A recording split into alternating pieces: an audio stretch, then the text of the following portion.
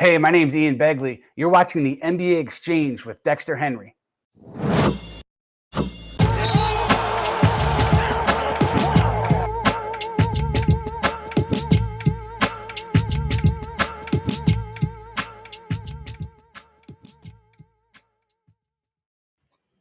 What's good? Happy Friday, everybody. Welcome to another edition of the NBA Exchange. I'm your host, Dexter Henry. So much to get into on this Friday. We're going to be talking about some Washington Wizards basketball. They've gotten off to a pretty good start. They're sitting high atop the East. They were in first place in the conference just the other day. Have a special guest joining us, Carita Parks, to talk to us about the Wizards, how they got off to their fast start, and why they've been playing so good. But last night in the NBA was pretty eventful. There was a lot going on. Chef Curry, heating up as usual, but maybe more impressive was the Warriors defense. We'll get to that in a second. The Utah Jazz got an impact from a Rudy, not the Rudy that we generally think about in terms of the Stifle Tower, and the Miami Heat. They won their fourth consecutive game. Jimmy Butler returned, and he's been really good in leading this team back to where they were after they had a little bit of a slide, finished the West Coast trip, now back home, and they're looking strong. But let's start with the Warriors, man. The Warriors. When it comes to talking about the Warriors, you can be very impressed with Stephen Curry and how he's played this season. But we spoke about this on the previous episode with my man Gerard Hector. The thing you really got to be impressed about with the Warriors right now is just their defense, man. This is a game they played against the Cleveland Cavaliers where it looked like the Warriors were going to lose. They ended up winning this one 104-90. And everybody will talk about Steph. And Steph had 20 of his 40 points in the fourth quarter. And right now, I think he's a front runner for NBA MVP. I don't think there's any doubt about that at all. He's on the team with the best record. He's put up ridiculous numbers. He's looking at MVP form. He's playing above average defense. So he's playing well on both ends of the court. But what caught my eye in this game is the defense of the Warriors. I know we talked about this. I know everybody thinks about the Warriors' ball movement and how impressive they look in that regard and spreading things around. And they don't have Klay Thompson yet, and James Wiseman isn't back. I get all that. But their defense has been so good. It's not about the adjusted defensive rating that we even spoke about, myself and Gerard, the other day. You also look at how they're able to just stop a team in one quarter. And I want to give y'all some numbers because this is what they did last night, all right? The Cavs got this game, it looks like, in hand through the first three quarters. Through three quarters, Cavs are up 12, right? Cavs are shooting pretty good. They're shooting 48.5% from the field. They're shooting 37.5% from downtown this through three quarters. And they had 12 turnovers. But those 12 turnovers only through that time led to 5 Warriors points. So the Warriors weren't capitalizing off those turnovers. Then comes the fourth quarter. And the Warriors put the clamps on them. And I mean, it was bad. They couldn't do anything. If you look at the Warriors and they play a switching defense, they're blowing up every action here. They have no answer the Cavs do. I know the Cavs are a young team here, but they couldn't get anything done in the fourth quarter. Look, the numbers tell you that too. Fourth quarter, Cavs shoot 2 of 14. That's 14.3%, folks. 0 of 7 from downtown. 8 turnovers that led to 15 Warriors points. You know how many points the Cavs scored in the fourth quarter? 8. 8 points for the Cavs in the fourth quarter. Warriors scored 36 in the fourth quarter. Curry with 20 of those 36. They turn around and they win this game 104-89. They are down 12 and they end up winning by 15. That is really impressive. Really, really impressive that they're able to do that. And we've seen it. All they need is just one quarter. One quarter to shut you down, and it's a wrap. Especially with the offensive firepower they have. One quarter to shut you down, and it's over. This is a team that you really got to watch out and watch how good their defense is playing overall. Wiggins is playing good D. We know what Draymond could do. And it's just scary when you look at how this team can get better offensively. But I think this is the thing to watch. You're going to see these nights Curry's going to have these bombs and hitting the threes and 20, his 40 in the fourth quarter, and that's going to be impressive. But watch this Warriors defense. Watch it. This is why they have the biggest net margin in the league right now. They're number one in net rating. They're not only just putting points in the basket, offensively they're third, but obviously adjusted defense, they're number one. And I mean, that's championship formula. That's a championship recipe for winning right there. And hats off, man. Salute to the Warriors defense, because like I said, they look fantastic. Speaking of fantastic, looked fantastic last night, a Rudy in Utah. No, not Rudy Gobert, the Stifle Tower. Rudy Gay, making his debut for the Jazz, came out, scored 20 points in his season debut, 5 threes to go along with 5 rebounds. He did this in only 18 minutes of play. The Jazz win 119-103 against the Toronto Raptors. Now, I think Rudy Gay was a really nice signing. A 35-year-old still is a professional scorer, can play pretty good on both sides of the ball, can give them some more versatility on offense, but also on defense, which will help. We know the problems with the Jazz last season, particularly in the playoffs. Their perimeter guys couldn't defend. A lot of that pressure is put on Rudy Gobert, and he was scrambling out to the perimeter, particularly against the Clippers. That's going to be a no-go. When you have Rudy Gay, you can now play some smaller lineups where you can play Gay probably at the 4, and he's a little bit more switchable than some of the other defenders that they've had in those positions before when they had Derek Favors and other guys who could not guard on the perimeter. But Rudy Gay, if he can provide this kind of offensive output, although Rudy Gay was quick to point out in the post-game interview that don't expect him to give you 20 points, 5 threes, and 5 boards every game. That's not going to happen at his age.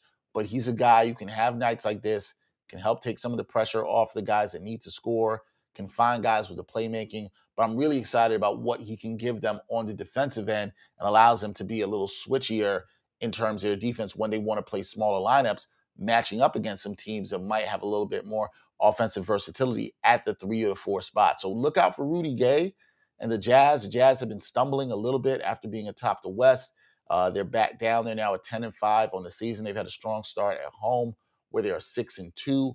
We will see how this all plays out for the Jazz. But I think the Jazz, this was one of their good signings this offseason. Actually, it was their big offseason signing, getting Rudy Gay to sign with them. And I think it was a good one. But time will tell. Rudy Gay will absolutely help them in the regular season. As we always say, we know what it is with the Jazz. It is all about the postseason.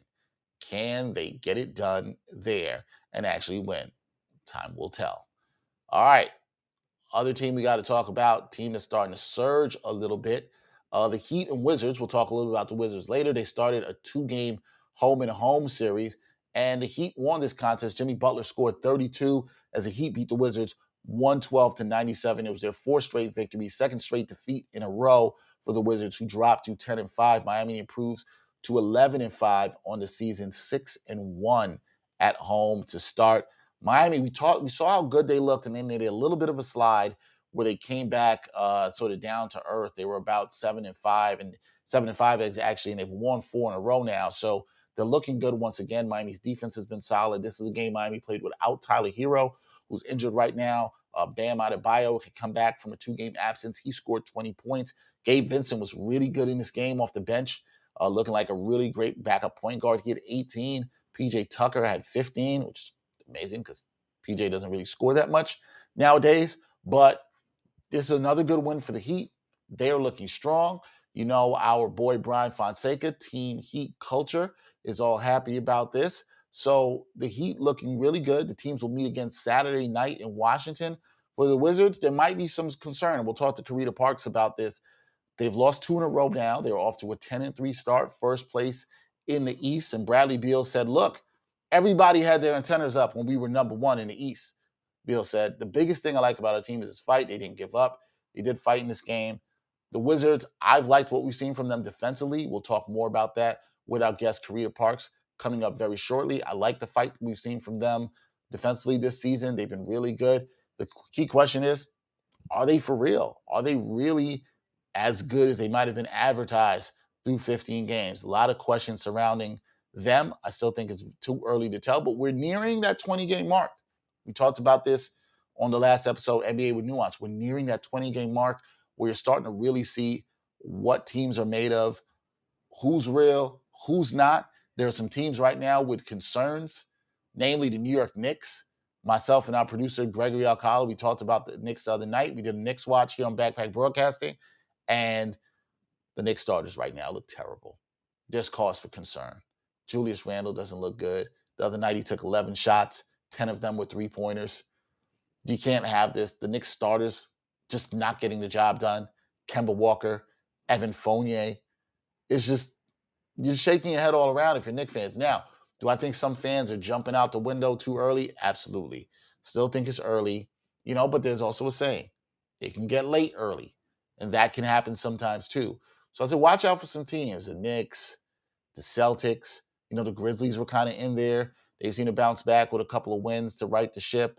Teams that have come back after really good starts right back to 500.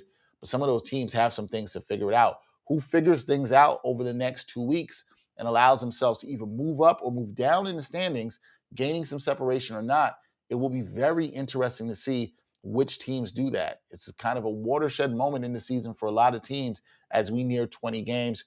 Who's going to be hot? Who's going to be not? But right now, look, bring it back to the top. Warriors, they look damn good, especially with that defense.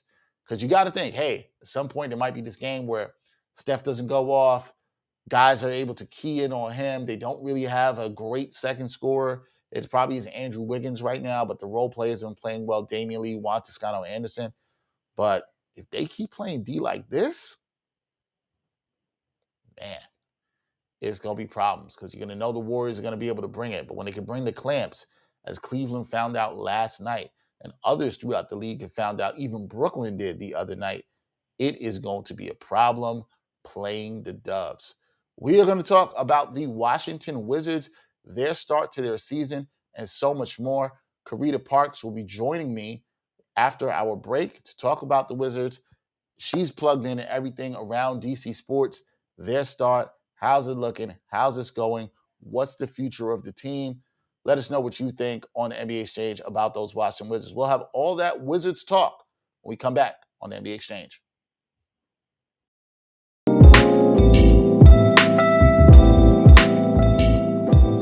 We are all adjusting to this new climate together. And we're doing things a little bit differently because the world is different since the last time we did a podcast. And we are still bringing you the podcast you love while living that quarantine life. You use deodorant every day or no?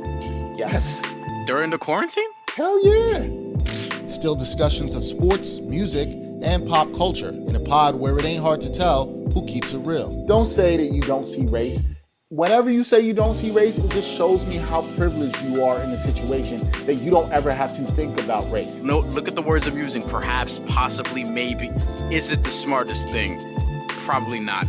Is it too soon? I would say so. I went through so many things being short, and just people would always underestimate me and always tell me, like, you're not going to make it, you're not good enough. I know. But I told you, Dex, come on, son. We just talked about this. Whether you listen or watch, stay home, be safe, and subscribe to the Ain't Hard to Tell podcast on YouTube or your favorite audio streaming platforms today.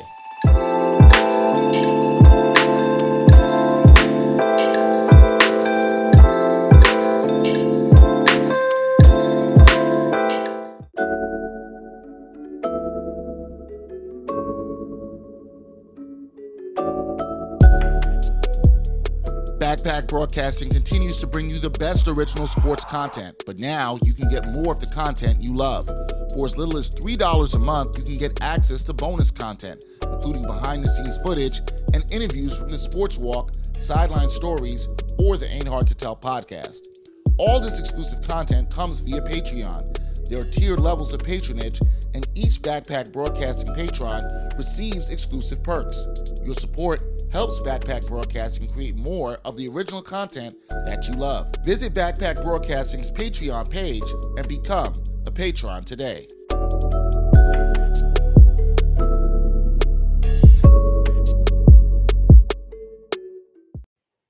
All right, welcome back to the NBA Exchange. Told y'all we're going to talk a little Washington Wizards basketball. I'm so excited to have the sister joining me on the show to talk some Wizards basketball. It is Carita Parks of Double Take Sports. Carita, what's up, sister? How you doing? I'm good. How are you? I am well. I am well. So good to see you. So good to have you. See all the work you're doing in the DC area. Thank We you. appreciate you doing that for sure. So I got to talk to you about the Wizards. We got to talk about their start to the season. They got off to a good start, 10-3. But before we get there, they made a lot of offseason moves, right? Got rid of Westbrook. Westbrook gets out of here. They bring in guys, veteran guys who can play. Kuzma, KCP, Montrezl Harrell. What did you think of these Wizards' move before this season started? Were you excited about this? Did you think this was the right direction for the team to go in, sending Russell Westbrook to LA? Well, something that the general manager, Tommy Sheppard, mentioned in the offseason is that his priority was to add depth to the Wizards roster. So in making that move and being able to trade Russell Westbrook, which, we hate to see him go. He made a lot of history in his little time in DC, but we got 3 players that are contributing this season, and they did add to the depth of the Wizards. So Tommy Sheppard, his vision was to do exactly what he did. So obviously I didn't know how it would play out, but I know that he definitely made a move that made sense and also lined up with what he said he wanted to do in the offseason. He absolutely did that, Carita. And then Tommy Sheppard, just the other day, he gets the contract extension as GM after this great start the Wizards had, the 10-3 start. He gets it. It seems like they have depth. Obviously, we'll get to Bradley Beal a little bit later, but were you happy to see him, get this extension? What does this mean for the Wizards in terms of stability for them going forward? Yeah, that's exactly what I was going to say. It provides some stability. You know that Tommy Sheppard is going to be there at least for the next couple of years, and he's made some controversial moves with the John Wall trade. But now you see how it's all panned out and it's all come full circle. So while John Wall was a cornerstone for this franchise, now you have a team that is playing playoff caliber basketball. I know it's early in the season, but you see like I said earlier, you see the vision coming to fruition.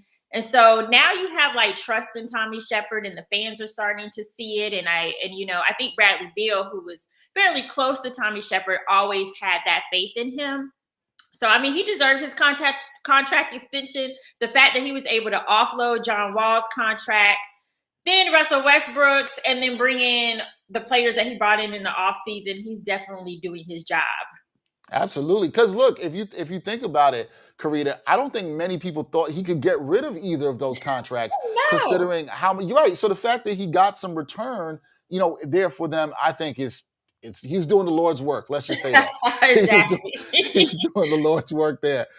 So the Wizards get off to this 10-3 start that we're talking about this season. And I think it shocked many people around the NBA because they just didn't expect the Wizards to play that good. What are the keys from what you watching the Wizards? Have you seen them playing well? What's been the keys to them getting off to that 10-3 start? Now 10-5, they lost 2 in a row, but what were the keys to getting off to this good start? Well, first and foremost, we do have to start with the new coach. He definitely understands the game of basketball. His father was very important to the franchise as well, but he's brought a new energy to that team. So that's first and foremost. Secondly, the Wizards are playing defense, which is something that we have not seen in years. I've been covering this team for 3 seasons, and they have been struggling on defense consistently. And the keys to them winning these games have been their defense. The games that they haven't won, ironically, is because their offense hasn't been where it needs to be in the games that they have lost. So defense has been key to the Wizards' success. And they also just seem to be playing for each other, which is just not to say that there was any strife or anything in the past. I never saw that. But you can see a different kind of bond with this team, which is also pretty interesting, being that they just came together this season. And you saying that about the bond with the team and Coach Unseld Jr., Wes Unseld Jr., being there, how much of that is on him? Do you look at it from you covering the team? Has he really shifted the culture? Because we've seen this happen with other teams where it can happen really quick, Sarita, that the culture can really shift. How much of that do you put on the impact of Wes Unseld Jr.? I definitely think that he has an impact on it. I believe that he has expectations that he has brought forth to this team, and they are rising to the occasion. I actually asked him recently in a press conference about how he's building chemistry with the team, and he talked about it starts with relationships. And so he is building relationships with each player. He said that, if there is something that they need to talk about or if they have an opinion, like my ears are open. There's open communication. If we don't agree, let's talk about it. Let's figure it out. So there's that comfort level there. And Kyle Kuzma echoed that. He said that Coach Unseld Jr., being the fact that he was an assistant coach, that has also helped him in the NBA being a head coach, because Kuzma was saying, they're used to working with their assistant coaches in the NBA. And so being that he has that background, he understands the player-coach relationship. So that definitely goes into how the team is playing. But also, I will say, I think like with Kuzma, KCP, and Harold coming from the Lakers and that championship culture and just understanding what it means to win, I also believe that they are contributing as well to the culture shift along with the coach. Okay, that's a really good point, because you think about the culture of them coming there along with the coach and the communication there. See, that's great insight from somebody who covers the team and knows that. I got to ask you, okay, 10-3 start, but back-to-back losses, Carita, losing to the Hornets, losing to the Heat. The Wizards play the Heat again on Saturday night. Yeah. Is there any concern in what you've seen in these back-to-back losses, or do you still like where this team is? I still like where they are. I think they need to learn from the mistakes. So with the Hornets, it was, like I said, the offense wasn't getting off very well. And then last night they had some issues with defense. And also the Hornets, like the way that they were defending the Wizards, you could see that threw them off. One thing I have noticed about Coach Wes Unseld Jr. is he makes adjustments. So I think that we're going to see them make some adjustments and come out a bit more energized, especially being home. So I'm not going to be concerned about these back-to-back losses. They have to lose at some point. Now, I'll be concerned if they lose two more to the same teams. Right. I'll have a little concern. But one thing I'll say is the Wizards have said all season, although they are starting off well, it's a long season, and they know that they're going to hit some bumps in the road, and there's going to be some challenges. So they're also mentally prepared for those moments where they may have these back-to-back losses or possibly a couple of back-to-back losses.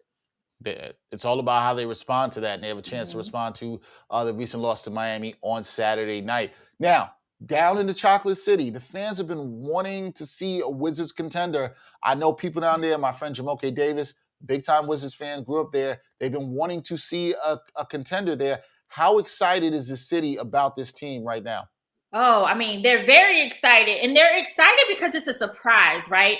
Who thought the Wizards would start off so hot? There was this expectation, which was a reasonable expectation, that they would need more time to build their chemistry and to start winning. So the expectation was, they're probably going to lose some games up front and then like gel together later on. But being that they have come out the way that they've come out, the city loves Montrezl Harrell, just like his energy. When you are at the arena, the fans are into the games and they are loving it. So it's been a long time since I've seen that kind of energy at Capital One Arena. So right now the fans are basking in the success, and I definitely hope it continues as the season progresses. Well, hoping so in that regard for the Wizards. Now, the Wizards doing all this, Carita, they've been doing this winning. They're off to this good start. And one of their best young players, Rudy Hachimura, is still out. He hasn't been there. So there's room for optimism in that regard, that he can come in whenever he's ready to come back and help the team. How much better do you think this Wizards team can be as we progress through the season? Oh, I definitely think there's a lot of potential because you have Rudy returning. Hopefully they're expecting that Thomas Bryant will return. Right. And he's also one of their best players. So there's a lot of room for this team to get better. As far as Rudy returning, the thing with Rudy right now is Kyle Kuzma has been playing so well at the power forward position.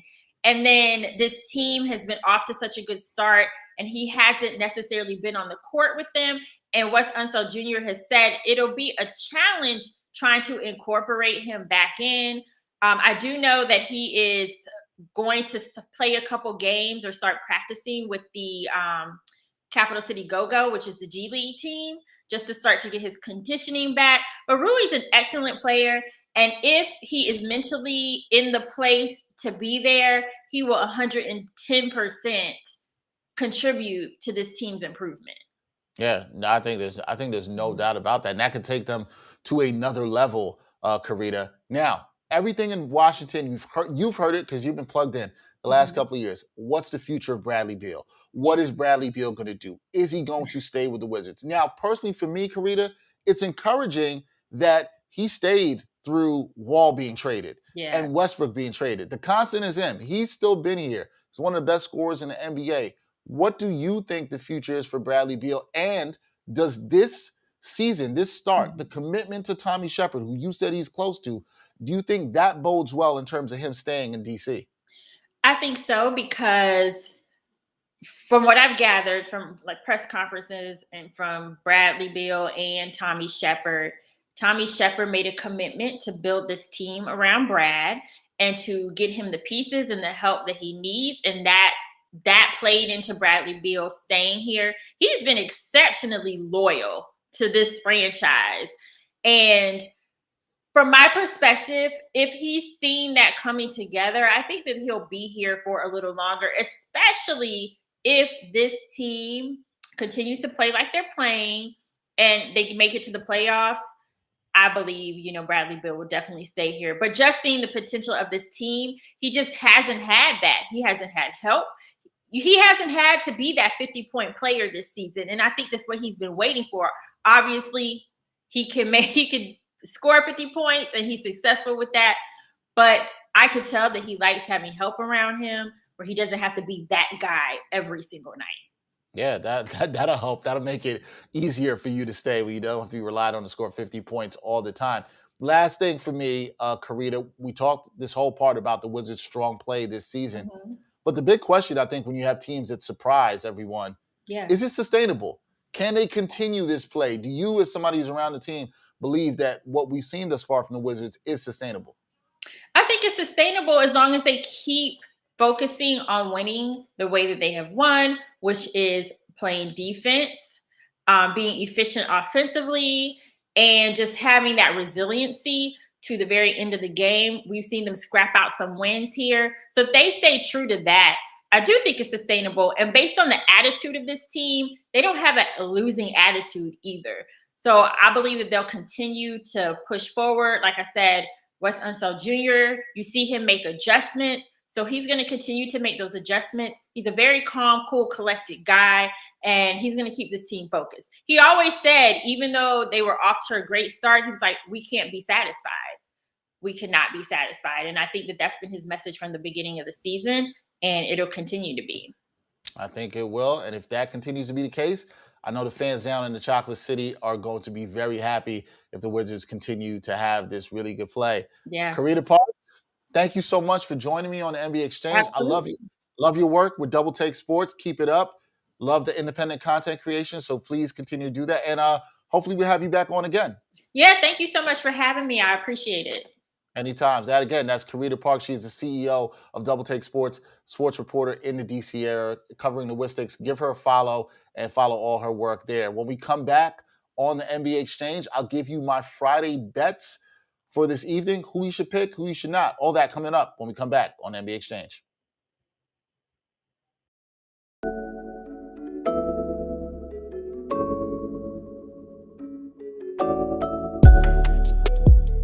Backpack Broadcasting continues to bring you the best original sports content, but now you can get more of the content you love.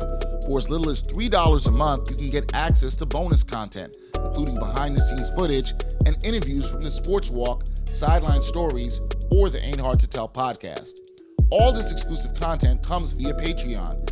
There are tiered levels of patronage, and each Backpack Broadcasting patron receives exclusive perks. Your support helps Backpack Broadcasting create more of the original content that you love. Visit Backpack Broadcasting's Patreon page and become a patron today.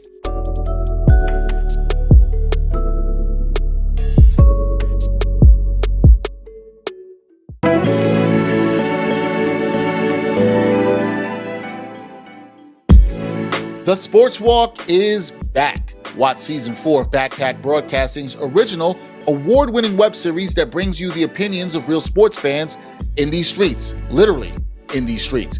The first 3 seasons and current season with new episodes every Monday are available now on the Backpack Broadcasting YouTube channel. Check out the 2017 NYC WebFest official selection and see what other sports fans have to say on the hottest issues in sports today. It's easy, y'all. Just take the Sports Walk.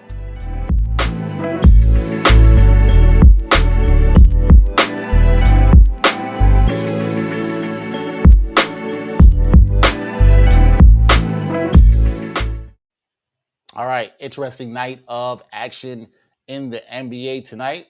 Got some NBA picks to make. I think I got some pretty good ones.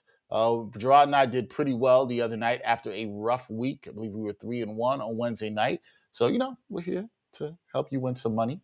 That's how it should be. But tonight, let's look at the games I'm going to talk about. My first game tonight, got Chicago Bulls. We talked about them on Wednesday. They're playing a lot better than I expected defensively. They are in the mile-high city of Denver to take on the Denver Nuggets. The Bulls, who played really well, and I've really, again, been impressed with them right now at 10-5.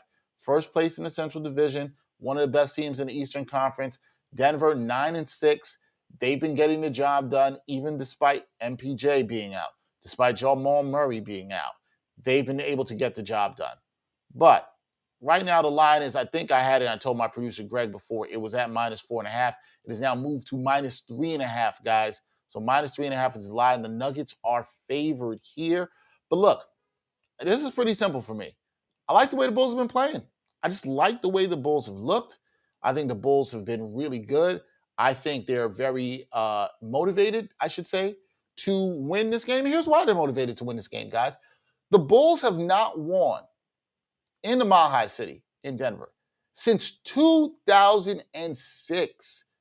15 years without a win in the Mile High City. I like them to get a win here tonight. Give me the Bulls, okay? Money line, go straight Bulls. Forget the spread, not worried about that. I think the Bulls are motivated. I think they're playing well, and I just don't think the Nuggets have enough even at home. So give me the Bulls with the money line that right now is +155 on BetMGM. Means you put down $100 to win $155. I like the Bulls. I think they improve to 11-5 with this victory in the Mile High City, and they break the streak. They finally get a win in Denver. All right, second game of the night.